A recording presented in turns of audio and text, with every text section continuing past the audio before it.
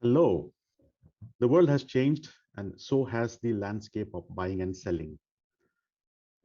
18 months before, there's a pandemic that hit us and still there, and it sort of thrown us back to a very different way of buying and selling, what we termed as virtual selling. And as the world sort of limps back to normal, we saw a lot of action, especially in our country, being shifted back to the traditional, conventional in-person selling. But as we speak, there is again a little bit of a threat of the virus still coming back. And hence, what we are agreeing to be prevailing in the world of selling is the hybrid mode of selling, the lovely in person conventional selling style, but coupled with the very newly found virtual selling. So, today we are going to talk about virtual selling, and we are just going to see what can really differentiate good sellers from the rest in the world of virtual selling. And I'm just going to put up my screen, and we just wanted to spend the remaining 55 minutes to learn what matters most to buyers. So my name is Kaushik Chatterjee, and I'm a consulting partner with Rain Group India.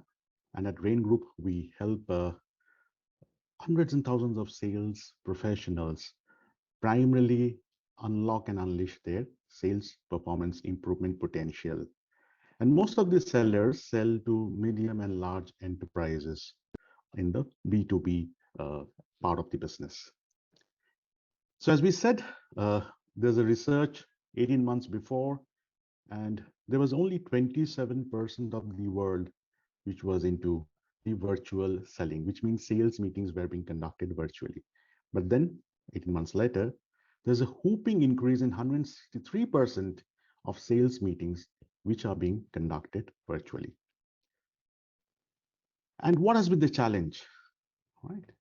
Of course, in the larger scheme of things, as we work from home, and quite a lot of us are still doing that in a little hybrid mode, we had the challenges of shared home, shared workspaces, a little distraction-led environment, leaving aside the uncertain markets, the uncertainty, and the vulnerability of the world at large. Some of the national decisions being taken in terms of locking down. Uh, at the same time, there is this meeting by phone and the web that creep in, and we suddenly saw that there is a buyer that we have, a customer with whom we are interacting behind the screen, pretty much not the way we have been doing it throughout our sales careers. And while doing so, we found that as sellers, we are facing quite a lot of challenges.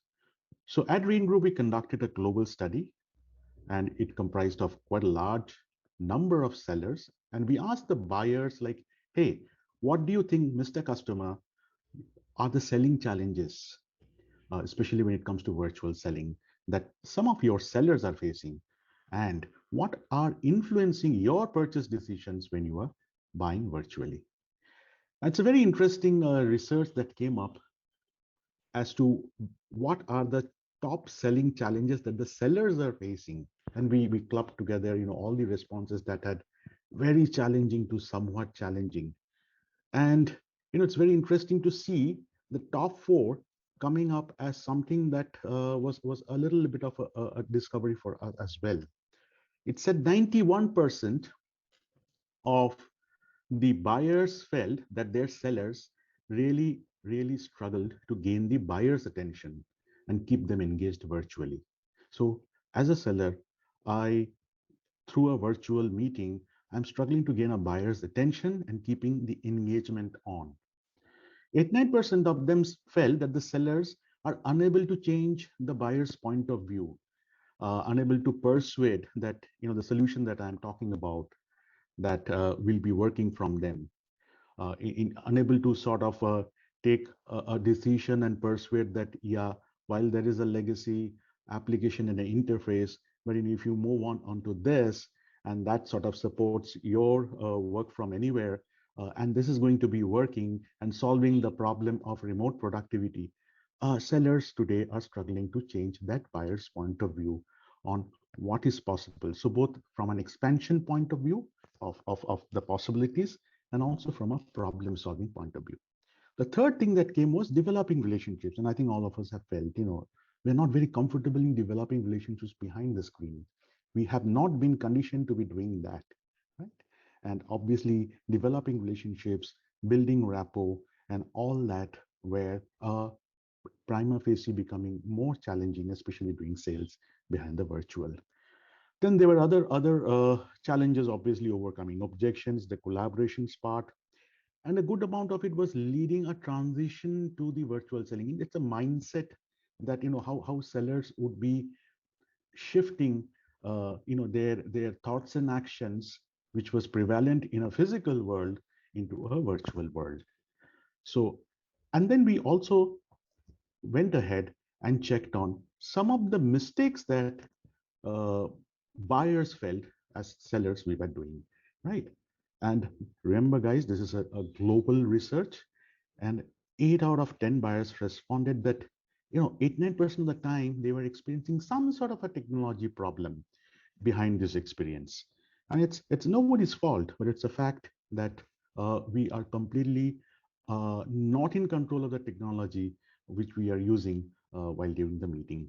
We have got powerful platforms, we have got better networks, but still then 89% of the buyers felt that they have had technology problems during a buying selling conversation using poor or no visuals. It's pretty boring. They came, put up a presentation behind the screen, and they talked quite a lot.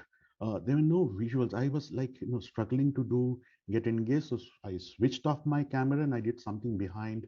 As a customer, I was keeping myself while they were continuing to speak. And when I just put up a question on the chat, or I raised my hand, or I indicated that I have a question, they were not responsive to the questions to the way I wanted. And that was the third most mistake, according to buyers, the sellers were continuing to make. While responding to the question or listening to the buyer has always been a concern for buyers, but in the virtual environment, it has even got sort of amplified and pretty much come up at the fore. And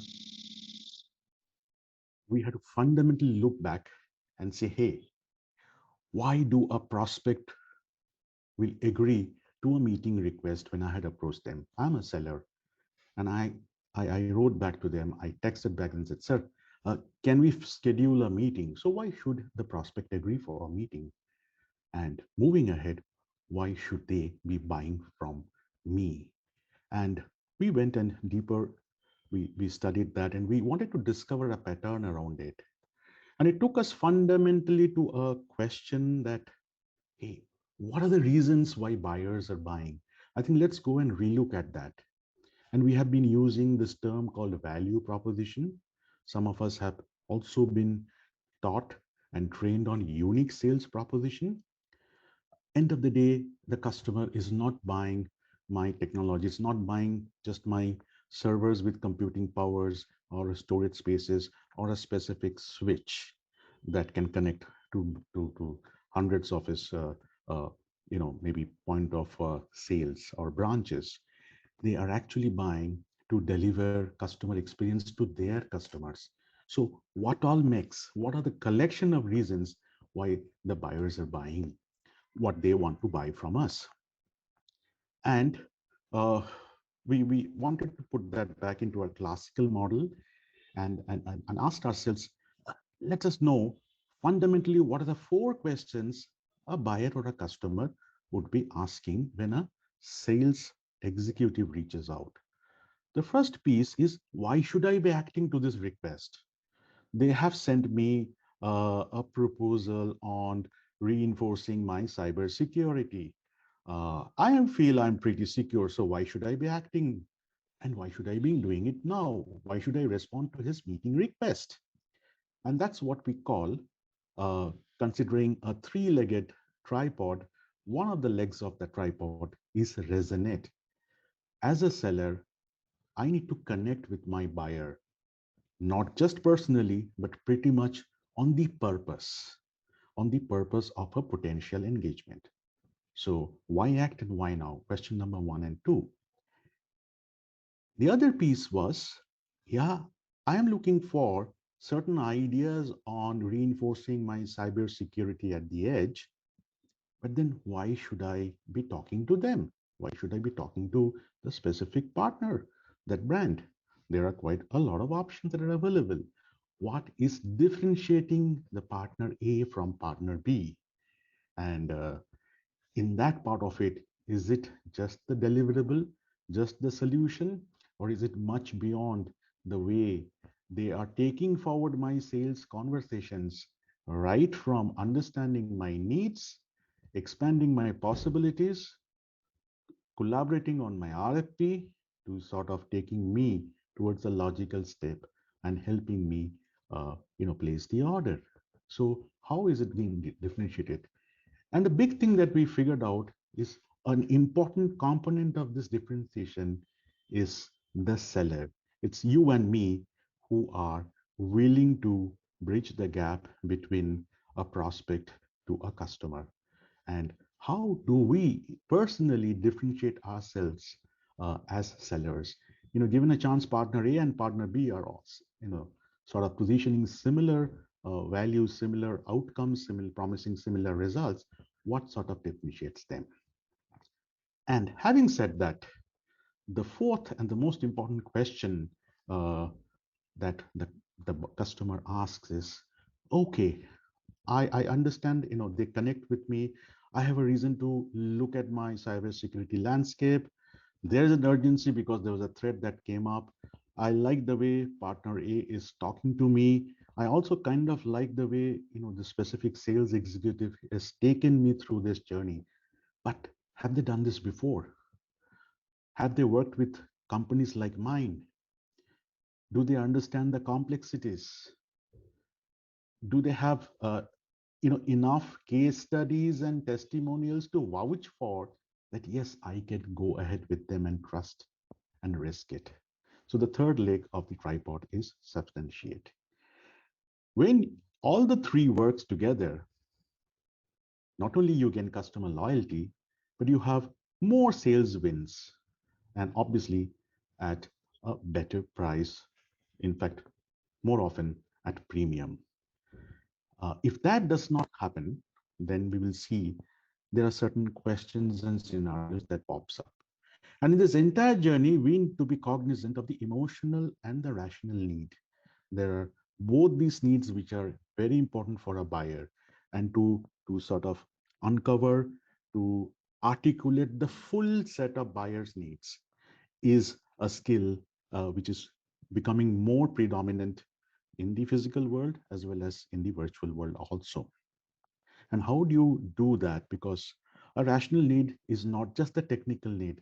It's not just the way the current technology estate looks like and what needs to be changing to drive more efficiency, or to cater to the growth of the direction that the company is showing. It's the rational need not just of the CIO to work with a partner which has well established understanding on ERP for mid-sized enterprises, because what they're looking for is not only for themselves but to extend this entire network to their set of distributors, to their set of supply chain management partners. Beyond the technological need or the technical need, there is also the financial need of making it at the right size, optimized cost, the cost per user, and a whole gamut of other cost variables. Beyond that, there is a strategic need of, is it aligned to the direction and the vector that the board has asked the CIO to be following, right? Is it in line that there is an opportunity that the company has seen and they quickly wanted to expand their distributor base, or they had to shift some of their supply chains from countries abroad to closer to the soil, and hence there was needs for changing some of the technological interfaces. Much beyond that also are the emotional needs of of, do I really get a peace of mind while I work with this partner? Will they give me a hassle-free experience? Will they help me to promote my cause as well? Will they make me feel important and socially more visible and relevant, such that I become one of the shining star of the tribe? So behind every rational need, also there are a myriad of emotional needs, social needs, psychological needs, and personal needs. And it is the salesman, through the right questions, to the right conversations, to the right stories, have to uncover this entire set of needs. And when they do that, they actually work towards a mantra, and which is a very, very tested, proven mantra, that actually customers, you and me as customers also, when we buy, most of the time we buy with our hearts, and then we rationalize or justify with our minds. We buy with our hearts and justify with our minds. So how is that I can come closer to my customers' needs, which are closer to their hearts, such that they are then able to rationalize that within their minds. If I do this uh, correctly, I do have a very stable tripod of answering those four questions. If I don't do this, if my resonance is weak, my first two questions are not answered properly, why act and why now, my customer says, I don't need it. So, I don't need it, so I don't need to meet you. Or even if I met you and you have given a proposal, I don't need it. We will see when it comes. I think all of us have faced certain scenarios. If the differentiation between partner A and partner B is weak, and if I'm easy to substitute, if I do not have a combination that stands out to be very, scarce in terms of maybe my capabilities, my point of service locations, maybe the way I am sort of writing the contract, or making it easy to buy, or making it risk free for the entire decision to be taken. If I'm easy to substitute, if I'm just doing the way everybody else is doing, this price conversation comes in pretty early, and the customer says, what's your best price? They're unable to differentiate. So in that, even the only thing that they can do to respond back is, hey, what's your best price? Give us your offer, and then we will see. And the third piece where the substantiation is weak, the question of why trust is weak. uh, the customer simply feels like, I can't risk it. And while they feel so, they may not exactly come back and tell you this, but they may show pointers, they may ask references. And if you get delay in terms of making the customer talk to somebody, they feel you are not prepared. If you are unable to bring more team members, maybe from your own organization, maybe from Microsoft, together into this discussion, if that is taking time, the customer feels like, I think I need it. Definitely, this guy looks to be good, but then I can't risk it with them.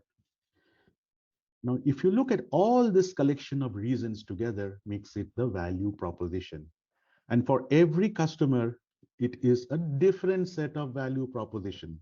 So we have moved out from the world of unique sales proposition to a very compelling value proposition, which is very personalized to the customer and his or her company. In this context, let's relook at virtual selling. And we all agree that virtual selling is here to stay in a hybrid mode, and in difficult times, maybe in a predominant mode. So what we'll be doing, folks, is just looking at it and saying, what are required for me as a seller, for you as a seller, to take the lead and take this sales conversations with compelling value proposition in the virtual selling mode. So quickly speaking, there are four active verbs: connect, engage, collaborate, and influence. Connect, engage, collaborate, and influence. And in all of this, how can I as a seller, you as a seller, take the lead? And that's what we are going to quickly cover over the next 45 odd minutes. So let's pick up the first slice, connect. Three imperatives: project professionalism, orchestrate conversations, develop rapport. Project professionalism. While I'm behind the screen, I still must be projecting my professionalism pretty much the way I am doing in my physical space, right? It's not about the attire only. It's about not about the way I speak, but in the virtual, it has become a little more of am I correctly coming up on the screen? Am I too big, too small?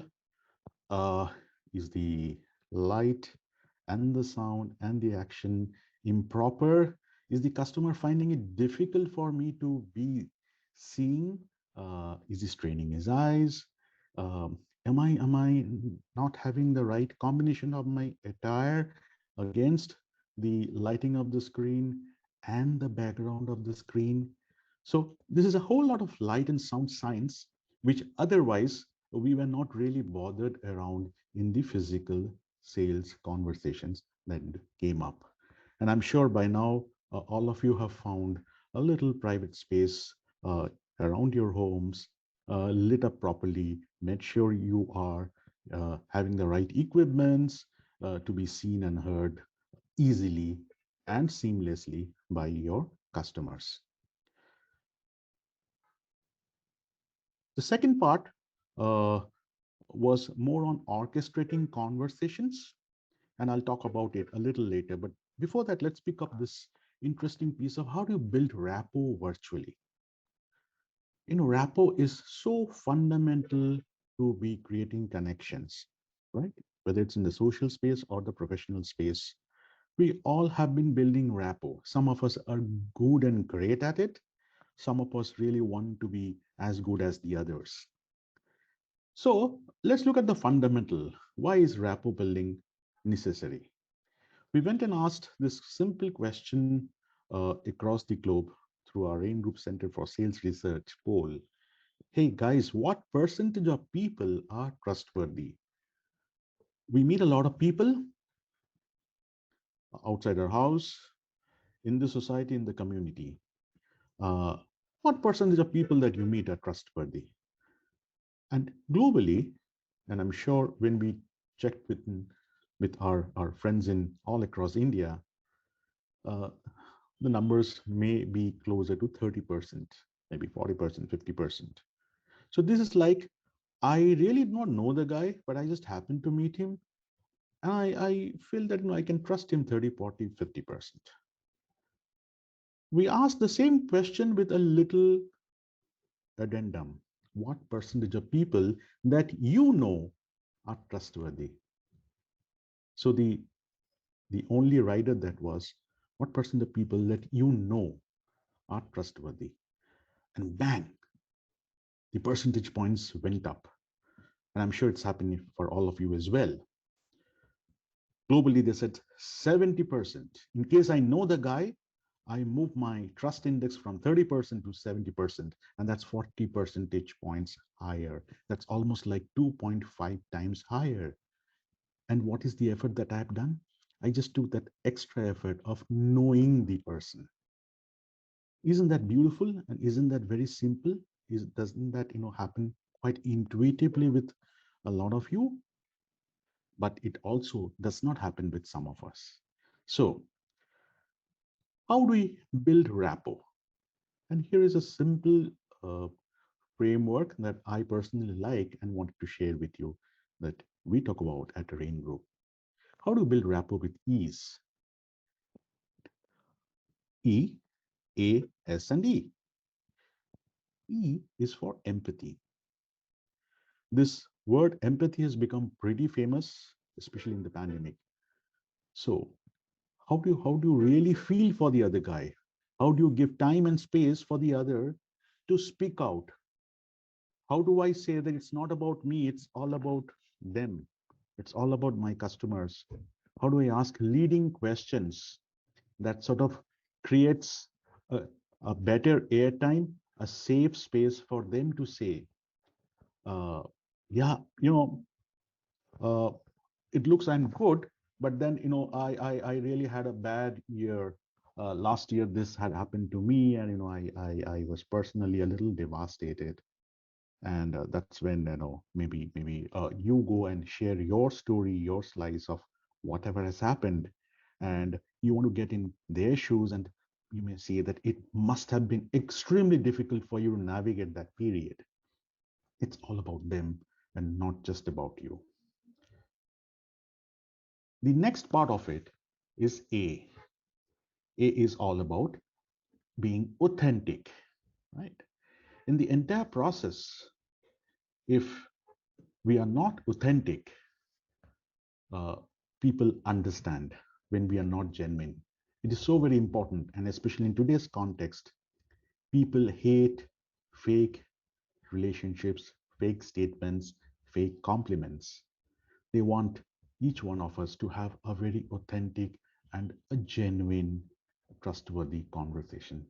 And so there's no way you can go and tell to your customer, sir, you know, I really like what you have been doing. You can say this. If you don't put it properly, if you just go and say, sir, I congratulations, you wanted the ETCIO 100 award, and I think you were I mean winning. I could see that you are winning quite a lot of awards, which is nice. But if it is not told, and if it is just told in the interest of pleasing the customer, there may be a tone of not being so authentic, which is an impediment to building rapport. S is for finding similarities, and this is all about, even before you want to meet the customer, can you do a little bit of a research, maybe over the social media, and find out points of similarity. Where has he been working prior to joining this organization? Uh, where does he belong to? There are occasions where it has happened to me that I could see that he is a friend of my friend, and we are somewhere related through my alma mater, right? To the place where I stay.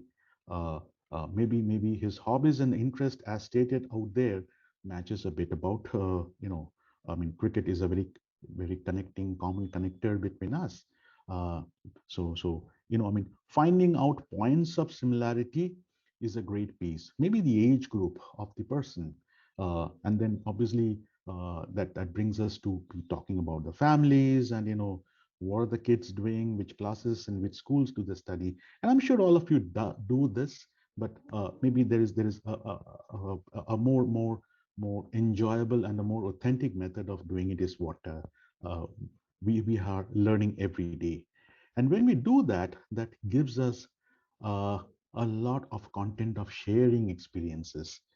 So when you know that you have kids of a similar age group, that gives you the space to talk about the experiences of online classes that is happening. What sort of an experience, what sort of fun that's going on, how they're preparing for exams.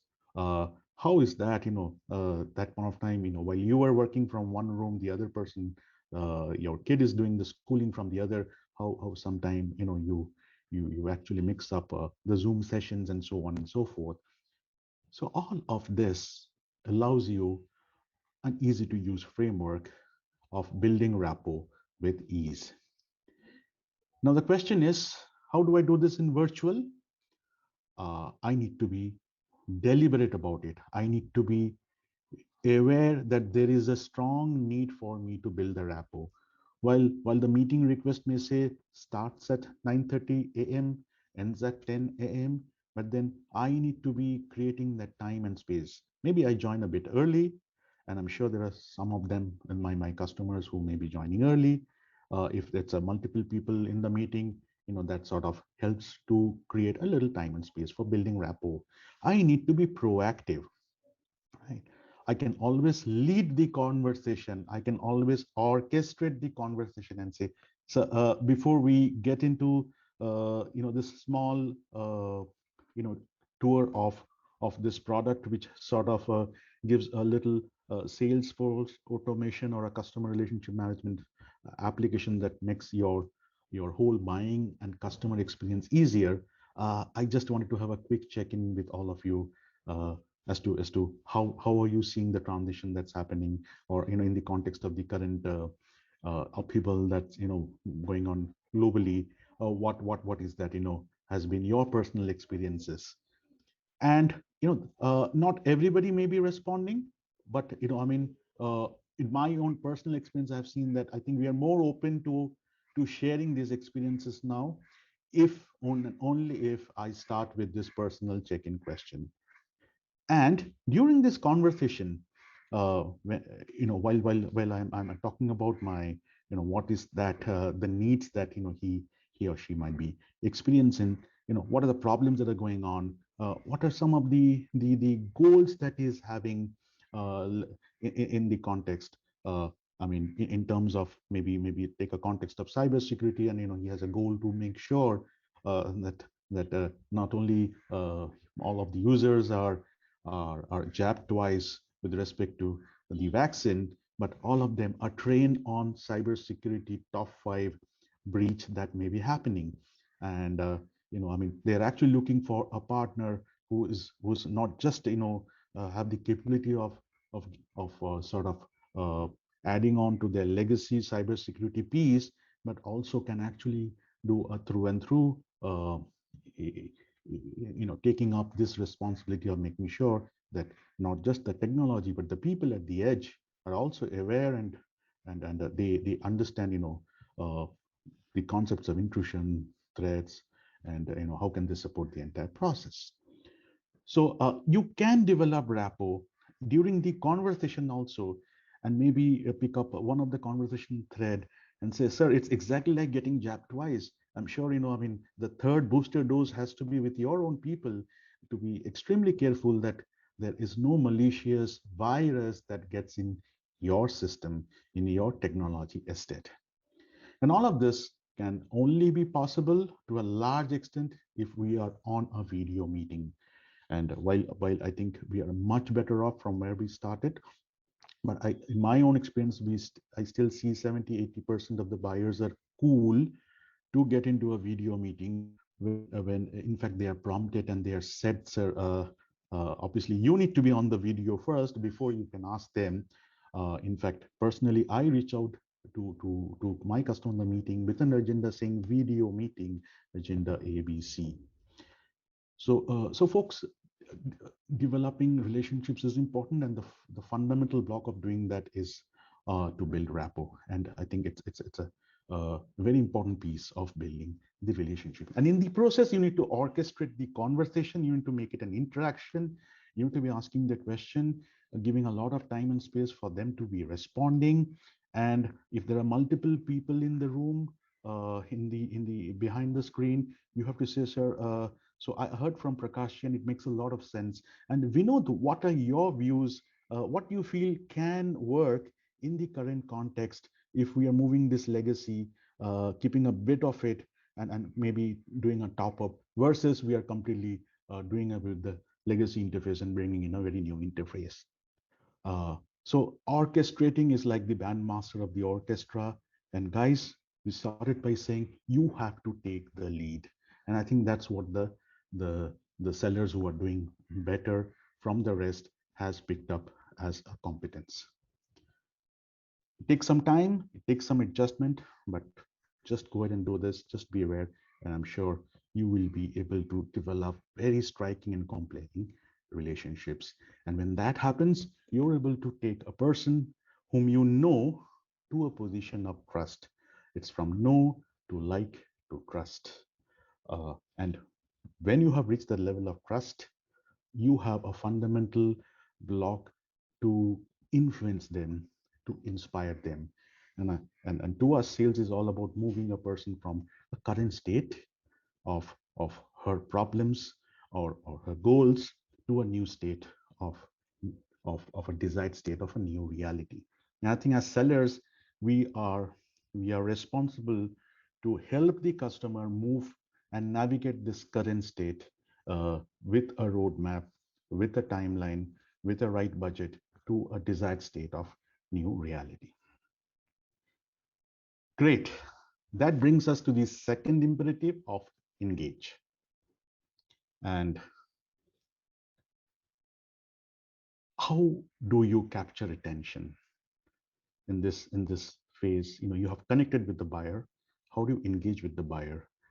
How do you capture the attention? And not only once you have captured the attention, but it is so very important to keep this engagement. If it's a 30 minutes conversation, how do you make sure that you maximize the engagement during this whole process?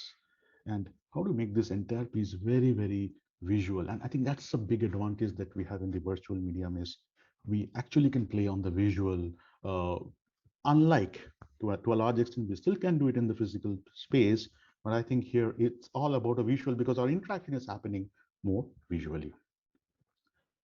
Uh, Here's a simple statistics, but an astounding one. The average attention span over the last 18 years or a little more has actually dropped for the human species from a span of 12 seconds in 2000 to a span of 8 seconds in 2018. So this means that after every 8 seconds, the body, mind, and the soul wants to have something new. I lose my attention, right? And I think all of us have felt this. I mean, while somebody's talking to us, maybe there's a little engagement, but then when it's going beyond a little timeline, we feel disengaged and we pick up a mobile, or we sort of uh, we tell them, hey, I'm listening to you, you continue speaking, I'm just working and doing that. And those are telltale signs where the attention span has actually been dropped out. Looking at it graphically, uh, the point at which attention is is captured, and if you go below this, then attention or engagement is completely dropped.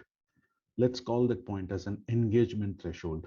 It's a point below which you do not have an engagement, above which you have an engagement, and so it's a very active conversation. So compare this in a in-person versus a video medium, and you will see that the average engagement threshold required is much higher in a video meeting compared to a live meeting. And in fact, if you do not capture the attention and reinforce the engagement throughout, if it is below the top bar, then you have a challenge of really gaining the engagement or engaging with your buyer. And if there are uh, more than one person in the meeting, and sometimes it happens that there are people from IT, there are people maybe from finance, from project management, and all part of the same meeting. There are more people, then in fact, this engagement threshold has to even go up further. You need to do very conscious direction and investment of your energy and your skills to gain the engagement for multiple people in the room. So what do you do? And we came up with a very simple to remember graphical interface saying 30 plus 3. 30 plus 3. How do you capture the attention of your customer in the first 30 seconds? And that's not enough. How do you make sure that you sustain that attention by continually doing an engagement reinforcement every 3 minutes? Capture in 30 seconds and reinforce every 3 minutes. That sounds interesting. And we said, what could be some of the best ways? And I'm sure all of you have your own way to capture and keep the buyer's attention. So folks, the key out here is not just to capture, but also to keep and maintain the buyer's attention. And here are some ways that we see it is working for a larger section of the sales folks around the world. How to build interaction and activities, right? Let's say you're using a Microsoft Teams.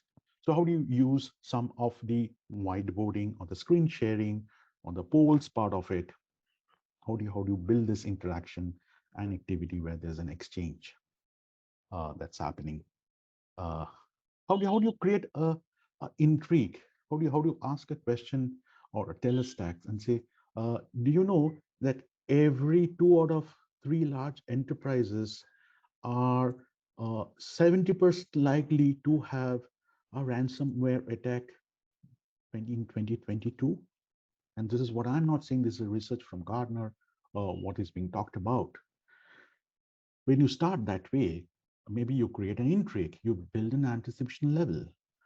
Or if you say that, for us, um, analytics is like, dashboarding what's exactly blueprinting of exactly what's going on. You got 100 branches, and, just imagine if we could have translated this 100 into a simple to use one visual, and which is close to real time, visually very, very inspiring and extremely easy to discover. uh, what would you call that movie in front of your eyes? So what you are doing is you are building anticipation level, you are creating an intrigue, right? And in this entire piece, you are changing the screen frequently. You are having slide motions. You are not sticking onto a specific screen for a longer time. And of course, you are opening with a very strong and immediate interaction. The keyword is interaction, right? And maybe you start and say, sir, you have been interacting with quite a lot of Microsoft partners, and especially in terms of the cloud computing part of it. And if I may ask, what are the two things that you feel the there are some folks who are doing it better than the rest? What are the 2 3 key attributes? What would be your top one, top two, and top three attribute, which which sort of differentiates the best from the rest? uh, and that's what you are candid, you are bold, you're opening with a strong and immediate interaction that warrants a answer back. And the customer may say, hey, it's service, it's just being agile and responsive. And number three is again back to service, because cloud capabilities, all of us are standardized, we know it, we know how to scale it, we know how to provision it, but we need support to do all of that as well. So it's service, responsiveness, and service. Wow, you have actually uncovered the immediate conversational pointers. uh, and when you do that, that you can then talk about maybe this tree and a little more, but you can prioritize from your list of the 5 things that we are going to talk, and talk about service capabilities that you guys maybe have in. And just do this in the next 3 minutes, because you remember 30 plus 3. And then in this 3 minutes, you may be asking a question and say, so what is a little differentiated service? Is it you raise a ticket and it gets out there, or is it being proactive, and even before the ticket is raised, we are sensing what can go wrong and correcting your systems in the cloud? uh, Now that's a question. That's a very powerful check-in, which may actually put the customer back in the seat and make him reflect and think. So, but 3 minutes, 30 plus 3. Uh, Center it around the buyer. It's not about us, it's all about them. There's no point in talking for minutes and minutes and saying this is about us, this is what we do, we have this piece. Yeah, all that is important, but that has to come and go. We have won so many awards from Microsoft, and all that is important, but it should be fast and furious, right? uh, tell stories, frequent stories, brief stories. So a customer exactly from your sector, very similar to your size, this is what they were dealing with. uh, they really wanted to have they have been delaying this transition into the cloud. They had discussions for quite long. They had appointed consultants, uh, but we just helped them out and said, what is that you were dealing with? Let's take 2 things at a time, right? Let's do this for you, Mr. Customer. And we could show very early results. We could demonstrate an ROI, and that had worked. And actually, there is a similar organization in a different sector. We took the same template and it worked. So what you're doing is you're taking frequent stories, brief stories, putting characters in that stories, and that is making it more engaging and more credible. That creates attention as an imperative. Can you call people by name? Can you actually repeat and say, Prakash, this is what you started the discussion about service. And we had a similar case in an organization like yours, and where you're absolutely right, Prakash. In fact, when it came where the propositions were pretty similar. It is the element of service, the way we factored, the way we sort of punched in our IMS teams, and the managed services folks did a great job, and our promise of agility out there, that made a whole lot of a difference, Prakash. And I must thank you, Prakash, for bringing this up. So calling people by name makes it an imperative. Schedule meetings earlier in the day. We have also seen scheduling meetings at a little odd, a meeting at 5:15 or maybe 3:45. What it means is people note that little odd timing, and you also give that little 15 minutes of buffer, because normally meetings will end at 3, and if you are fixing a meeting at 3, there's a likelihood that the meeting is going to flow over and you are to be waiting. We are just trying this, and we have got some amazing results, especially from getting the attention part of it as well. And minimize the number of attendees. Again, if there are 3-4 people who are required to be out there, must be handle them with some of the inputs that had been shared. But I mean, it's like 10 people behind the screen. Break it into maybe two discussions back to back quickly, and call out the inputs from the first group back to the second group, and then uh, you get more opportunity to be interacting with the client as well.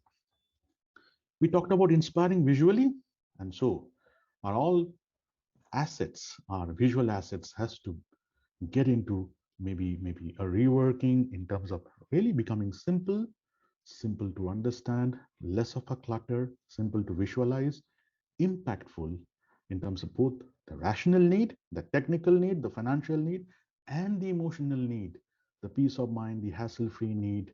If I achieve this piece, I know I stand out, I'm a rock star, and making it memorable with some stories, with certain anecdotes, metaphors. So I call it an SIM moment for virtual presentations. And you can just cut across and look at it, and maybe just keep aside some of your busy slides, which may be used only when the conversation has gone too deep and there's more details that are being sought. Let's look at an example. And here is a creative, and it says at least 3.5 million children under 5 die every year from malnutrition. And guys, you can change a life. Just click on this link and donate here. And we asked this question in to large groups, and there were a lot of well-wishers, a lot of philanthropists who said, yeah, I'm willing to donate. But it's like 30-40% of the people proactively came and donated. And then we told them, hey, hold on, here is this, here's another project. And meet Binto, this little child, this little innocent child, looking at you. You can change his life. And by the way, 3.5 million children under 5 die every year from malnutrition. And we asked, how many of you will be donating? And believe me, it's amazing turnaround. And I'm sure it is happening in your minds too. The 30-40% of people who raise hand to donate in the earlier scenario suddenly becomes a room full of donors. What has changed? You had made a very powerful visual impact. You had kept it simple. It's just a creative with one picture and a very few text. It's impactful, uh, a statement of the rational need that yes, children are dying, and the emotional piece of child mortality. It's sort of sparking of a lot of emotions within you. And there is a character Binto, a small young child, right? And that sort of makes it memorable. There's a storyline. So keeping it simple, impactful, memorable, that's the magic of effective virtual presentations. Spoke about stories. All of you have enough of experiences of turning around customer situations, helping customers achieve their goals, solve their problems in your illustrious career, right? Just look back, take a few of those anecdotes and convert it into a 2 to 3 minute story, which, when rightly positioned, the right story at the right time, it helps capture the attention of the buyer and also substantiates, builds trust what you and your organization can deliver. Practice telling stories. It's becoming an extremely important skill. And what could be a mini story structure? Very simple. Use this framework. Hey, what was the customer facing? What was the challenge, the problem, or the goal, the desire that the customer was facing? Right? How did you help? And what value did they achieve? The customer was facing a certain work from home scenario, and their biggest threat was not just taking the networks to the edge, but to make sure it's secure free. It's secure. So how did you help? You had a solution which sort of rolled out, did a little bit of a quick vulnerability assessment and impact analysis, pointed out the risks, figured out the weaker zones, the riskier ones, and you created a 5-day plan. So you help by blueprinting, you help by prioritizing, you help by rolling out that plan. And it has been more than 12 months. There has been a reduction of 90% of attacks and threats, which the organization used to have even in pre-pandemic days. That's the value that we brought in, sir. Right? Quick 2 to 3 minute story, and if you can put a character and say, the CIO, Mr. Prakash, somebody very similar, to your demeanor, uh, he still calls back and says, Kaushik, you actually uh, saved my job. And that's the impact that Kaushik the seller and his organization brought in. And that's what sticks. That's what captures the attention and reinforces the engagement. Third piece in the wheel, collaborate. When we talked about facilitating interaction, it's to and fro. It's not about just uh, the seller speaking and speaking for 3 minutes, 5 minutes of presentation going on, right? How do you facilitate? Do quick check-ins, exchange, ask questions, stop and say, sir, I liked your point of view. What do you have to say? The other gentleman, right? So that's about the facilitating, and you have to take the lead. Remember, the key is you are taking the lead. It's not that the customer will be taking the lead in saying, hey, I have heard from Prakash, can I now hear from Suresh? Yeah, if that happens, fine, but can you take the lead? And in the process, if you can master the technology, because it's about Microsoft Teams, but sometimes it goes beyond it. And what are the right elements, the right apps, the right buttons to be making sure that while you are sharing the screen doesn't take uh, minutes to pop it up. How do you make sure when you're sharing there's a nice audio that is not being heard? So how do you make sure that you enable that? And I'm sure by now you have learned a lot of it, but some of the guys have the rockstar sales guys I'm seeing are amazing in mastering technology. The third most important element of creating collaboration is through enabling a breakthrough. Remember, all of us as sales guys, we are responsible moving a customer from a current state to a new reality. And in this process, in that journey, wherever you are able to cause a breakthrough, to put simply, a aha moment is where you have gained the trust and the likability for you and your organization 1,000 times. So how do you collaborate on that? And here are some clues on that. Again, we did a research some time back, and we wanted to check on what exactly separates the winners versus the runners up. People who got the order, versus the people who were as good but came in second. And this is a long list. We actually checked on 42 attributes, and here are the top 10. And if you look at the first thing that separated the most between the winner and the runner up was the buyer said, that guy educated me with new ideas and perspectives. So when you educate with a new idea, educate with a perspective, and you educate and said, we are seeing organizations which are working on increasing efficiency. So your shift to the cloud, what could be the trigger? Your shift to the cloud are your business teams as well as functional teams and IT teams. Are they getting together? Is there some of the CEO-led conversations that is triggering this reason of you considering to actively considering to moving quite a lot of your payloads back to the cloud, right? So how can you educate them with a new idea through maybe a story, through maybe certain facts and figures that and case studies that will be having out there? And while you do that, how are you in a mood of collaboration and not just from saying, sir, this is what needs to be done? And collaboration is where you are equal partners. You are sitting on the same side of the screen. You are working for each other's win. It's all about them and not about me, right? And how do you persuade? How do you say that, yeah, I'll make it easy for you, possibly? What could be the smallest next step that we can take? Is it a pilot? Is it just, one plant? Is it just two branches that we can do?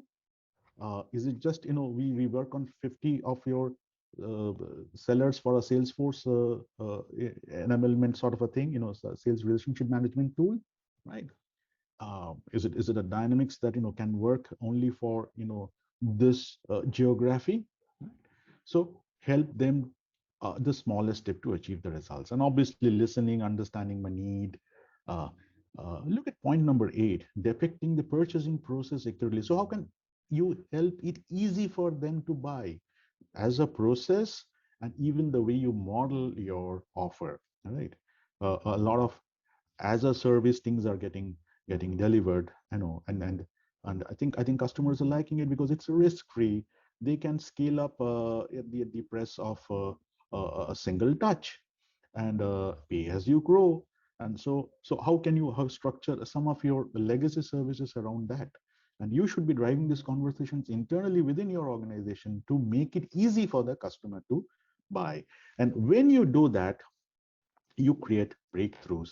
You create 1, 2, 3 aha moments, and those are the ones that really reinforces the collaboration part of this virtual selling imperative.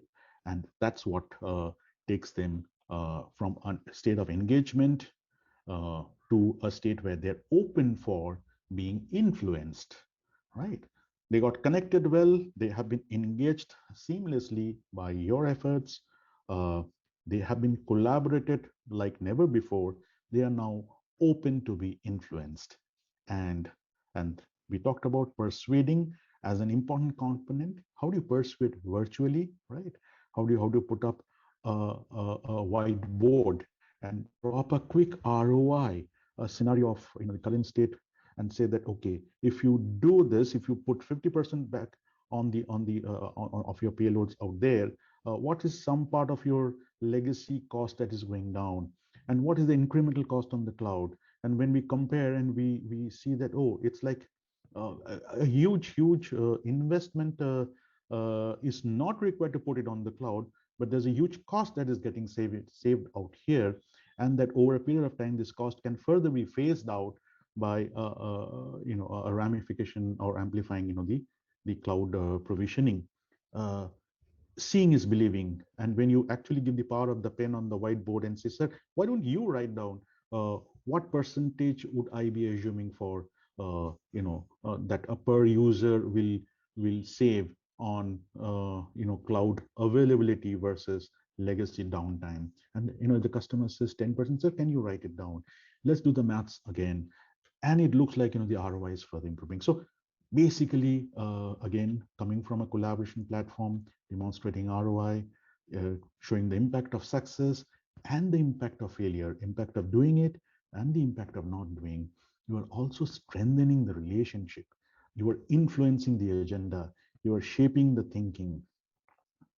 And when you are taking the lead to do that, you are also causing a significant differentiation. He will say, the sales executive out from the partner B, they never took this trouble of going through this journey without actually even asking for the sale.